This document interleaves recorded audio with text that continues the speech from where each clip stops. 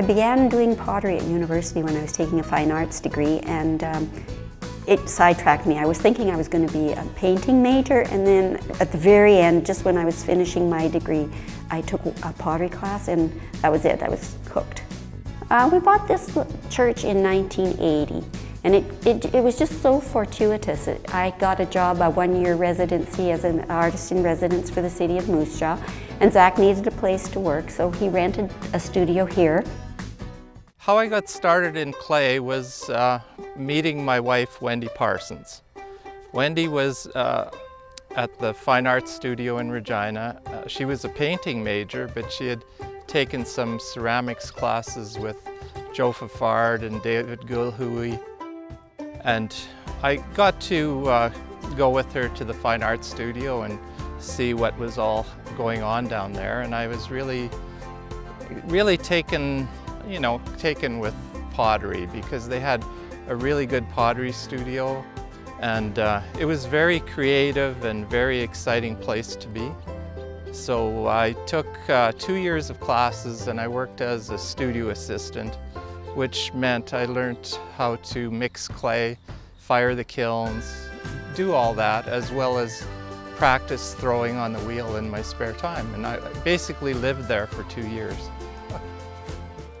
So my parents are both potters, so I guess I was sort of born into pottery, you could say. I studied computer science, so that's a little different from pottery, but with the 3D printer, I'm sort of bringing that into the business as well.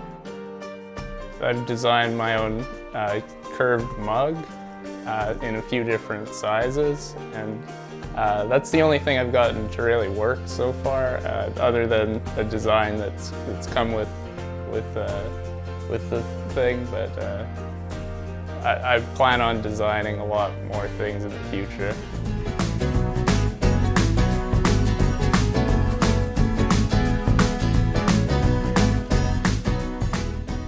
I think that I work best in 3 dimensions. Like the painting, you have to translate everything into 2-dimensional work, and for me it just feels right to have a 3-dimensional object, because the volume's there already. You don't have to create volume on a flat surface. My absolutely favorite things to do are the sculptures. I've been fitting them in throughout the years in between making pottery, because actually the pottery is what makes the money, it's not the sculptures. But the sculptures are my heart and soul, so I'll do them and have a good time, and then I have a break and do some pottery, and then I'll do the sculptures.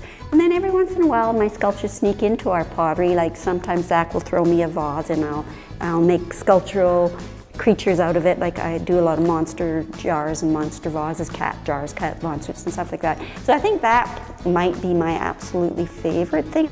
Wendy and I do all high fire pottery, which means that it's in the stoneware and porcelain range of temperature, which is 1300 Celsius. So to fire at that temperature, we find that gas or wood gives us the best results as compared to electric, because you can get richer glaze colors, because you can cut back on the amount of air going into the kiln. So you can get crystal kind of effects and really rich colors as opposed to the electric kiln. Then our main production kiln, we fire it about once a week, and we've had it for 37 years, so it's probably done about 1,500 firings. It's firing right now as we speak. You know, it's probably fired basically about $6 million worth of pottery over those years. That's what we think, you know. Not that we have any of that money. But we have made a living here for, 37 years. It's been a really good place for us to be in Moose Jaw. My main focus before this 3D printer has been on hand building. So we use the slab roller machine, which is right over here, to flatten out clay, and then I've got shapes that I cut out and make into various things. I really like the process of just going from nothing to you know, a nice physical object.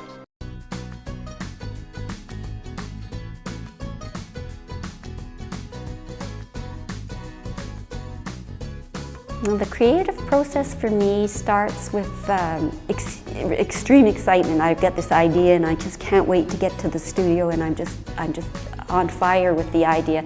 Then you get to the studio and you start working. Certainly you are working on a subconscious level when you're working, and after you don't even know what you're doing really, and then after it's done, like an art critic or someone else will say, oh, I see you were looking at this issue, or you were, and you think, oh my gosh, that's right, that's exactly what I was doing, but you're not aware of it at the time.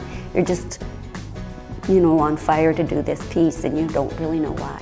It's a lot of fun. I consider myself very fortunate to have spent my whole life doing what I love. I don't classify my work as being a job.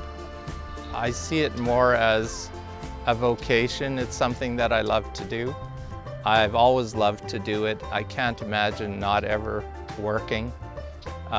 People ask me if I'm going to retire, and I say, you know, no. Like, I might slow down a bit and not have to make 1,500 mugs a year, which is what I have been doing, you know, but I can just do more artwork, you know, one-of-a-kind pieces. If I'm going to slow down at all, that's what I would do.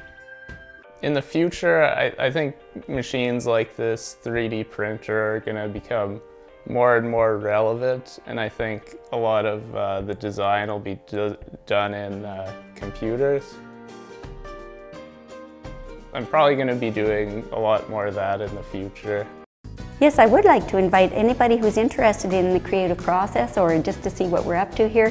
They'd be very welcome. We often give tours. We like to show people, you know, if you're interested and you want to see the workings, you can go downstairs, look at the process, go out to see the kilns, and we're always very happy to talk to people and show them what we do here.